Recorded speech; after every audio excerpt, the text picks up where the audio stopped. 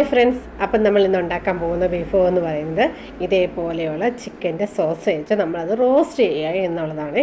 അപ്പോൾ ഇതേപോലെ സൂപ്പർ മാർക്കറ്റിലൊക്കെ നമുക്ക് ഇതേപോലെ ഒരു പാക്കറ്റ് വാങ്ങാൻ കിട്ടും. ഇത് 1/2 കിലോയുടെ പാക്കറ്റാണ്. 1 കിലോയുടെ പല കെ.ജിയിലുള്ള ഇത് കിട്ടും. അപ്പോൾ നമുക്ക് ആദ്യം വേണ്ടത് വാങ്ങിച്ചിട്ട് ആദ്യം 1/2 കിലോയുടെ വാങ്ങിച്ചിട്ടൊന്ന് ഉണ്ടാക്കി നോക്കാം. അപ്പം നമുക്ക് ടേസ്റ്റ് ഇഷ്ടപ്പെടുകയാണെങ്കിൽ വാങ്ങിച്ചാൽ മതിയല്ലോ. അപ്പോൾ ഇത് നമുക്ക് ഡിന്നറിനായാലും ലഞ്ചിനായാലും ഒക്കെ ഏത് സൈഡ് ഡിഷിനോടെയും കഴിക്കാൻ പറ്റിയ ഏത് വിഭവത്തിലൂടെയും കഴിക്കാൻ പറ്റിയ നല്ലൊരു സൈഡ് ഡിഷ് കൂടിയാണ്. അപ്പോൾ എല്ലാവരും ഉണ്ടാക്കി നോക്കിയിട്ട് അഭിപ്രായങ്ങൾ പറയണേ. അപ്പോൾ ഇതാദ്യം നമുക്ക് ഈ ചിക്കൻ്റെ സോസേജ് നമുക്കൊന്ന് കട്ട് ചെയ്തെടുക്കണം. ഇത് ഹസ്ബൻഡും മോനും കൂടെയാണ് ഇത് പ്രിപ്പയർ ചെയ്യുന്നത്. അപ്പോൾ ഞാൻ വന്നപ്പോഴത്തേക്ക് ഇത് കട്ട് ചെയ്തിട്ട് ഇതിനകത്തിൽ മസാലയൊക്കെ പുരട്ടി വെച്ചിരുന്നു. അപ്പോൾ അതുകൊണ്ട് എനിക്ക് അതിൻ്റെ വീഡിയോ എടുക്കാൻ പറ്റിയില്ല. അപ്പോൾ ഇതേപോലെ ചിക്കൻ്റെ സോസേജ് കട്ട് ചെയ്തെടുത്തിട്ട് ഇതിനകത്തിലേക്ക് കുറച്ച് മുളക് പൊടി എന്ന് പറഞ്ഞാൽ 1/2 ടീസ്പൂൺ മുളക് പൊടി, ഒരു 1/4 ടീസ്പൂൺ മഞ്ഞൾപ്പൊടി, എന്നിട്ട് കുറച്ച് ഗരം മസാലയും കൂടി ഇട്ട് നമുക്ക് നന്നായിട്ടൊന്ന് കൈ കൊണ്ടൊന്ന് എല്ലാം ഒന്ന് മസാലയൊന്ന് പിടിപ്പിച്ച് കുറച്ച് നേരം ഒന്ന് വെച്ചേക്കണം.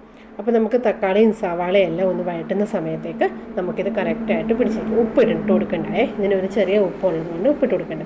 അപ്പം ഞാനിവിടെ സവാള കട്ട് ചെയ്ത് വെച്ചിട്ടുണ്ടായിരുന്നു. 2 സവാളയാണ് ഞാൻ എടുത്തിരിക്കുന്നത്. എന്നിട്ട് ഒരു പാനിലേക്ക് കുറച്ച് വെളിച്ചെണ്ണ ഒഴിച്ചു, അല്ല ഏത് എണ്ണയായാലും കുഴപ്പമില്ല, സൺഫ്ലവർ ആയാലും കുഴപ്പമില്ല കേട്ടോ.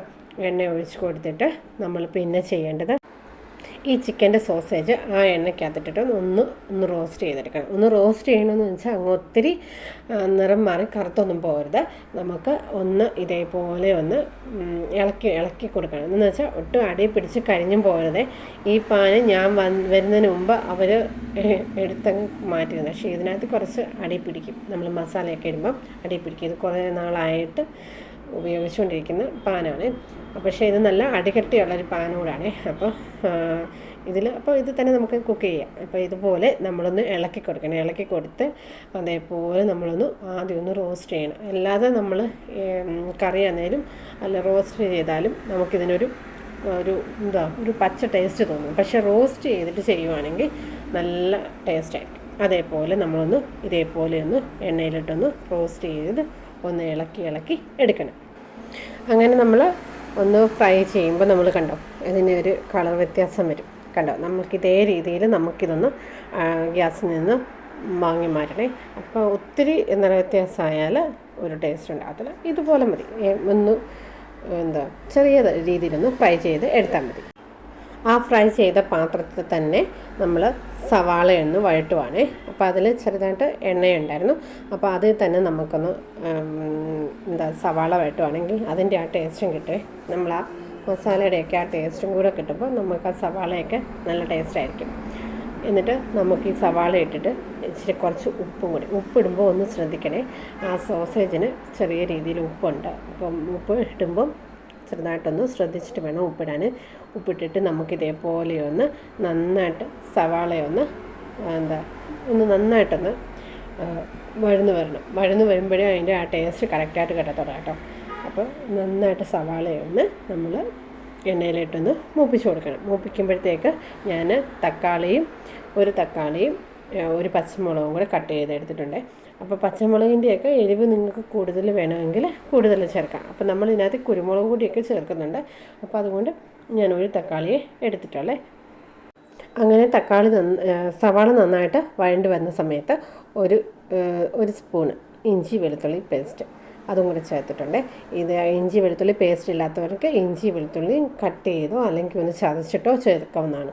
എന്നിട്ട് അതൊന്ന് ഇളക്കിയിട്ട് അതിൻ്റെ കൂടെ നമ്മൾ കറിവേപ്പില, നമ്മൾ അരിഞ്ഞ് വെച്ച പച്ചമുളക്, അതേപോലെ തക്കാളി ഇതെല്ലാം കൂടെ ചേർത്തിട്ട് പിന്നെ നന്നായിട്ടൊന്ന് മിക്സ് ചെയ്യണം. എന്നിട്ട് ഈ തക്കാളി ഒന്ന് ഉടഞ്ഞ് കിട്ടണേ. മിക്സ് ചെയ്ത് അങ്ങനെ തക്കാളി ഒന്ന് ഉടഞ്ഞ് കിട്ടുമ്പോഴത്തേക്ക് നമുക്കിതിനകത്ത് മസാലയും കൂടെ ചേർക്കണം. തക്കാളി സവാള എല്ലാം നന്നായിട്ട് ഒന്ന് വഴണ്ട് നല്ല കറക്റ്റായിട്ട് കിട്ടിയിട്ടുണ്ട്. ഇനി എന്നിട്ട് നമുക്കിതിനകത്തിനോട്ട് പൊടികളിട്ട് കൊടുക്കണം. ഒരു 1.5 ടീസ്പൂണ് കാശ്മീരി മുളക് പൊടിയാണ് ഇട്ട് കൊടുത്തേക്കുന്നത്. എന്നിട്ട് അത് നന്നായിട്ടൊന്ന് മിക്സ് ചെയ്യുക. ഇനി എന്നിട്ട് അടുത്ത ചേർക്കേണ്ടത് മല്ലിപ്പൊടിയാണ്. അത് ഒരു ടീസ്പൂണ് മല്ലിപ്പൊടിയും കൂടി ചേർത്തിട്ട് അതൊന്ന് നന്നായിട്ടൊന്ന് ഇളക്കിയിട്ടുണ്ട്. ഇനി എന്നിട്ട് ഇതിലേക്ക് ഒരു 1/2 ടീസ്പൂണ് നമ്മൾ കുരുമുളക് പൊടിയും കൂടി ഒന്ന് ചേർക്കുന്നുണ്ട്. അപ്പം നമ്മൾ മുളക് പൊടി ഇട്ടു, മല്ലിപ്പൊടി ഇട്ടു, അതേപോലെ കുറച്ച് കുരുമുളക് പൊടിയും. ഇനി എന്നിട്ട് അടുത്ത നമുക്ക് ഗരം മസാല ഉണ്ടെങ്കിൽ അതും കൂടി കുറച്ചിടണം. ഒരു മുക്കാൽ ടീസ്പൂൺ ഗരം മസാലയും കൂടി ഇട്ടിട്ട് അത് നന്നായിട്ടൊന്ന് പച്ചമണം മാറുന്ന വരെ നമ്മളിതൊന്ന് ഇളക്കിക്കൊണ്ടിരിക്കണം. ഇതൊന്ന് ഇളക്കുമ്പോൾ ഒരിച്ചിരി സമയം എടുത്താൽ നമ്മൾ ആ പച്ചമണം മാറുന്ന വരെ ഒന്ന് ഇളക്കി കൊടുക്കണം. അപ്പം നമുക്ക് കറിക്ക് നല്ല ടേസ്റ്റ് ആയിരിക്കും കഴിക്കുമ്പോൾ. അപ്പം പച്ചമണമൊക്കെ മാറി അതൊന്ന് എണ്ണ തെളിഞ്ഞ് വരുമ്പോൾ അപ്പം നമ്മുടെ കറി നല്ലതായിരിക്കും കഴിക്കാൻ. അങ്ങനെ പൊടികളുടെ പച്ചമണമൊക്കെ മാറിയിട്ടുണ്ട്. ഇനി എന്നിട്ട് നമ്മൾ ഇതിനകത്തോട്ട് തിളപ്പിച്ച ചൂടുവെള്ളം അപ്പം നമ്മളിത് കറി ഉണ്ടാക്കുമ്പോൾ കുറച്ച് വെള്ളം കൂടി തിളപ്പിക്കാൻ വെക്കുകയാണെങ്കിൽ നല്ലതാണ്. തിളപ്പിച്ച ഒരു ഗ്ലാസ് ചൂടുവെള്ളം കൂടി ഞാൻ ഒഴിച്ച് കൊടുത്തിട്ടുണ്ട്. അപ്പോൾ എന്നിട്ട് അത് നന്നായിട്ടൊന്ന് മിക്സ് ചെയ്തിട്ട്, അപ്പോൾ തിളച്ച വെള്ളം തന്നെ ഉപയോഗിക്കാനൊന്നും ശ്രദ്ധിക്കണം. തണുത്ത വെള്ളം ഉപയോഗിക്കരുത്. നമുക്ക് തിളപ്പിച്ച വെള്ളം, അല്ല തിളപ്പിച്ച് ഇരിപ്പുള്ള വെള്ളം ഉണ്ടല്ലോ, അല്ലെങ്കിൽ ഒന്നും ജസ്റ്റ് ഒന്ന് ചൂടാക്കിയിട്ട് ചേർത്താലും മതി.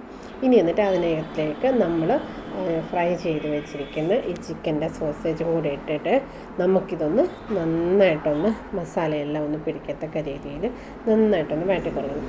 ഈ സമയത്ത് നമുക്ക് മല്ലിയിലയൊക്കെ ചേർക്കാമെന്നാണ്. എൻ്റെ കയ്യിൽ മല്ലിയില ഇല്ലായിരുന്നു, അതുകൊണ്ടാണ് ഞാൻ ചേർക്കാത്തത്. മല്ലിയിലയൊക്കെ ചേർത്ത് കഴിഞ്ഞാൽ നല്ല ടേസ്റ്റാണ്. എന്നിട്ട് ഇതിലേക്ക് നന്നായിട്ട് ഇതൊന്ന് ചെറുതായിട്ടൊന്ന് ഇരുന്നൊന്ന് വേവണം. ഇതിൻ്റെ നമ്മൾ ഈ മസാലയൊക്കെ ഇട്ടിട്ട് എന്നിട്ട് നമ്മളിതിൻ്റെ ഉപ്പൊക്കെ ഒന്ന് ടേസ്റ്റ് ചെയ്തിട്ട് ഇതൊന്ന് അടച്ച് വെച്ചിട്ട് ഉപ്പൊന്ന് ടേസ്റ്റ് ചെയ്ത് നോക്കണം കേട്ടോ. ഉപ്പ് വേണമെങ്കിൽ നമുക്കൊന്നും കൂടി ചേർക്കാവുന്നതാണ്.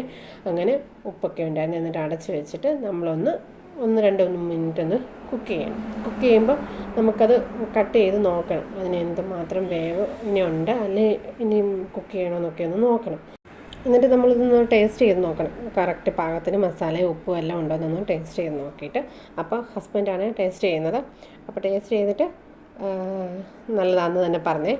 അപ്പോൾ ഇതിന് പാകത്തിനെല്ലാം ഉണ്ട്. അപ്പം നമുക്കിത് കറിയായിട്ട് ഉപയോഗിക്കണമെങ്കിൽ നമുക്കിതിനകത്ത് കുറച്ചുകൂടെ വെള്ളം ഒഴിച്ചിട്ട് ഗ്രേവിയായിട്ട് നമുക്ക് ഉപയോഗിക്കാം. അപ്പം ഇത് റോസ്റ്റായിട്ടാണ്, നമ്മളിത് കറിയല്ലാത്ത റോസ്റ്റായിട്ട് നമുക്കിത് ഉപയോഗിക്കാം. അപ്പോൾ ചപ്പാത്തിയുടെ കൂടാണ് ഇത്, രാത്രി ചപ്പാത്തിയുടെ കൂടാണ് ഇത് ടേസ്റ്റ് ചെയ്യുന്നത്, സൈഡ് ഡിഷായിട്ട് ഉപയോഗിക്കുന്നത്. അപ്പോൾ ഇത് നന്നായിട്ട് നമുക്കിതൊന്ന് വെള്ളമൊക്കെ വറ്റി നമുക്കിതൊന്ന് ഡ്രൈ ആയിട്ട് എടുക്കാം. എന്നിട്ട് നമ്മളിതിലേക്ക് തക്കാളി സോസും കൂടി ചേർക്കുന്നുണ്ട്. കുഞ്ഞുങ്ങൾക്കൊക്കെ ഉപയോഗിക്കാനൊക്കെ ആണെങ്കിൽ അവർക്ക് ഇച്ചിരി തക്കാളി സോസൊക്കെ ചേർക്കുകയാണെങ്കിൽ ഒരു ടേസ്റ്റ് ആയിരിക്കും. അഥവാ നിങ്ങളുടെ തക്കാളി സോസ് ഇല്ല എങ്കിൽ ഒരു പിഞ്ചളവിൽ നമുക്ക് പഞ്ചസാര വേണേൽ ചേർക്കാം. ഇത് ഓപ്ഷനാണ്, വേണമെങ്കിൽ ചേർത്താൽ മതി. ഷുഗറുകാരൊക്കെ ഉള്ളതെങ്കിൽ ചേർക്കാതിരിക്കുന്നതായിരിക്കും നല്ലത്. അപ്പം കുഞ്ഞുങ്ങൾക്കൊക്കെ ആണെങ്കിൽ, നമുക്ക് മുതിർന്നവർക്കൊക്കെ ആണെങ്കിൽ ഈ തക്കാളിയുടെ സോസും കൂടി ഉപയോഗിച്ചാൽ നല്ലതായിട്ട് ടേസ്റ്റ് ആകും കേട്ടോ. തക്കാളി സോസ് ഉപയോഗിക്കാതെ ഉണ്ടാക്കി നോക്കിയിട്ട് എനിക്കത്ര ഇഷ്ടപ്പെട്ടില്ല, പക്ഷേ തക്കാളി സോസും കൂടെ ഇട്ട് കഴിഞ്ഞപ്പോൾ നല്ല ടേസ്റ്റായിരുന്നു. അപ്പോൾ കുഞ്ഞുങ്ങൾക്കൊക്കെ ആണെങ്കിൽ ഏറെ ഇഷ്ടപ്പെടും. ഈ ചപ്പാത്തിക്ക് കറിയൊന്നും കൂട്ടാതെ ഇരിക്കുന്ന കുഞ്ഞുങ്ങൾക്കൊക്കെ ആണെങ്കിൽ അതൊക്കെ ഏറെ ഇഷ്ടപ്പെടും. എൻ്റെ മൂത്ത മോനാണെങ്കിൽ ചപ്പാത്തിക്ക് കറിയൊന്നും കൂട്ടാതെ വെറുതെ ആണ് തിന്നുന്നത്. അപ്പോൾ അവർക്ക് അങ്ങനെയൊക്കെയുള്ള കുഞ്ഞുങ്ങൾക്കൊക്കെ ആണെങ്കിൽ ഈ സോസേജൊക്കെ ഉള്ളതുകൊണ്ട് അവർ കഴിച്ചോളും. അപ്പോൾ നമ്മുടെ കറി റെഡി ആയിട്ടുണ്ട്. അപ്പോൾ ഇത്രയേ ഉള്ളൂ, സിമ്പിളല്ലേ, നമുക്ക് എളുപ്പമായിട്ട് ഉണ്ടാക്കാൻ പറ്റും. ചിക്കൻ വേവുന്ന അത്രയും വേവൊന്നുമില്ല, ജസ്റ്റ് ഒന്ന് കുക്ക് ചെയ്ത് നോക്കിയാൽ. നമ്മുടെ കുക്കിംഗ് ഓരോരുത്തർക്കും കുക്ക് ചെയ്യുന്നതിൻ്റെ വേവൊക്കെ ഡിഫറെൻ്റ് ആയിരിക്കുമല്ലോ. അപ്പോൾ അതനുസരിച്ച് നമ്മളൊന്ന് കുക്ക് ചെയ്തെടുത്താൽ മാത്രം മതി. അപ്പോൾ എങ്ങനെയുണ്ട് നമ്മുടെ സിമ്പിളല്ലേ കറി? അപ്പോൾ എല്ലാവരും ഉണ്ടാക്കി നോക്കിയിട്ട് അഭിപ്രായം പറയണം. ഇഷ്ടപ്പെട്ടാൽ ലൈക്ക് ചെയ്യുക, ഷെയർ ചെയ്യുക, സബ്സ്ക്രൈബ് ചെയ്യുക. അപ്പോൾ ലൈക്ക് ചെയ്യുക, ശിവസിദ്ധു ക്രിയേഷൻസ് എന്ന ചാനൽ ഫോളോ ചെയ്യാനും സപ്പോർട്ട് ചെയ്യാനും ആരും മറക്കല്ലേ.